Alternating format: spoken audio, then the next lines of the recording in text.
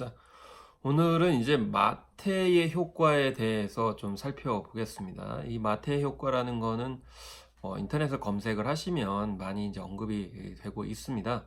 근데 이제 잘못 알려진 점도 있고요. 그래서 이 마태의 효과가 주는 사회 문화적인 혹은 우리 일상생활과 어떻게 연관됐는지 또 그런 효과들이 어떻게 이제 극복할 수 있는지 이 점을 좀 살펴보도록 하겠습니다.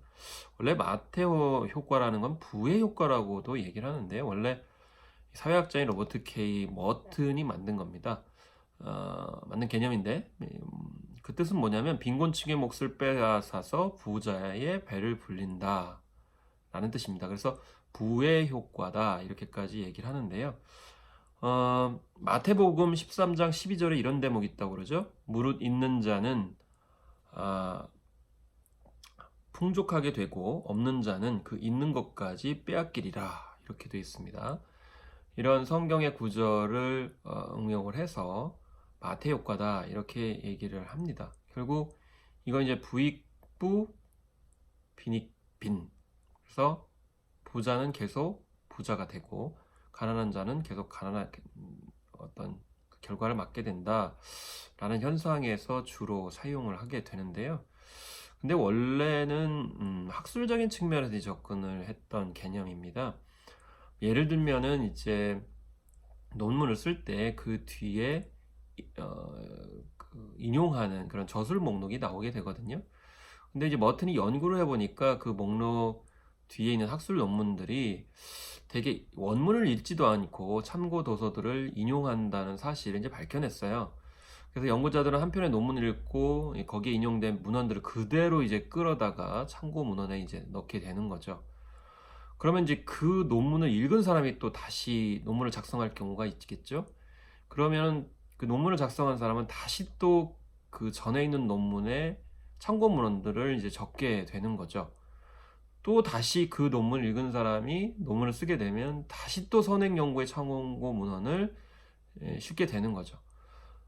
그렇게 되면 결국 첫 번째 논문에 실린 목록들만이 계속 회자가 되는 겁니다. 만약에 그 첫 번째 논문을 쓴 사람이 뭐 유명한 사람이라든지 아니면 처음 시도하는 사람이었다 그러면 더욱더 이럴 가능성이 높아지겠죠. 결국에는 인용되는 사람만 계속 인용이 되는 겁니다. 근데 그게 정말 학술적인 효과가 있는지는 알 수가 없는 그런 상황이기 때문에 결국 많이 인용이 될수록 결국 유명한 사람이 되게 되고 그러면 결국에는 유명도는 높아지게 되는 거죠. 그래서 학계에서는 서로 인용을 많이 할수록 유명한 사람으로 인정을 많이 하게 됩니다. 그러니까 결국에는 인용 안 되는 사람은 계속 인용 안 되고 인용되는 사람은 계속 인용이 되고 그 유명세를 계속 얻게 되는 거죠. 그래서 이거는 방송이나 이제 언론 보도도 마찬가지입니다. 한번 노출이 됩니다. 그러면 노출됐기 때문에 다시 또 다른 데서 인용을 하게 됩니다. 그럼 인용되는 사람들은 계속 인용되고 출연한 사람은 계속 출연하게 되죠. 그렇기 때문에 출연 안 되는 사람은 계속 안 되고요. 결국 출연하는 사람만 출연하게 됩니다. 여기에는 어떤 내용적인 측면이 구체적으로 평가되는 것은 아니죠. 예술 분야도 마찬가지입니다. 어떤 예술 작품이 이제 인용되기 시작을 하게 되면 결국 인용되는 것만 인용이 되게 되죠. 또 서평 같은 경우에도 서평되는 것만 계속 쌓이게 되면 계속 또 다시 반복적으로 이 서평이 나오게 되면서 유명한 그런 책 혹은 명작인 것처럼 반열에 오르게 된다. 이렇게 볼 수가 있는 거죠. 그래서 이렇게 따지고 보면은 결과적으로는 어떤 편차 또 불균형 이런 문제가 이제 발생한다라는 것입니다. 이제 법칙적으로만 말씀을 드릴 수 있지만 이제 나심 탈레브 같은 경우에는 이러한 이제 논리적인 법칙이 아니고 무작위성, 불확실성 속에서 또 부의 효과가 일어난다라고 또 얘기를 합니다. 그렇기 때문에 한편으로는 좀 불확실성에 걸어봐야 되지 않겠는가 이렇게 얘기를 할 수도 있는 것이죠. 왜냐하면 뭐 누군가 이렇게 학자라든지 미디어라든지 또 평론가라든지 또 특정 이제 어떤 서평이라든지 또 매체에서 많이 인용할수록 다시 인용이 되는 그런 상황들이 펼쳐질 수 있지만 원하지 않는 예측할 수 없는 상황 속에서 유명해지는 경우가 상당히 많이 있거든요. 요즘에 이제 인터넷과 스마트폰의 SNS상에서는 무작위성에 따라서 유명해지는 경우도 많이 있는 것이죠.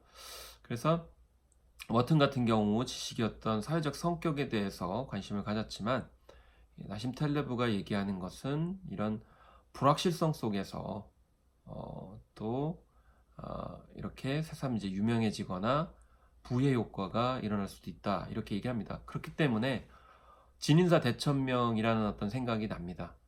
그러니까 열심히 할 수밖에 없다라는 거죠. 한편으로는 누구가 인위적으로 그렇게 인용하기만 하고 또 한쪽만 이제 부각을 시켜주는 어떤 측면들이 있고요. 또 한쪽으로는 무작위성이라는 것이 존재하고 그것이 이제 우리가 논리적, 예측적으로 예상하지 못했던 점들을 만들어 낸다는 점에서 어떻게 보면 뭐 부정적으로만 생각하지 말고 열심히 그런 부의 효과가 일어날 수 있도록 긍정적인 마인드를 가지고 노력을 해야 된다.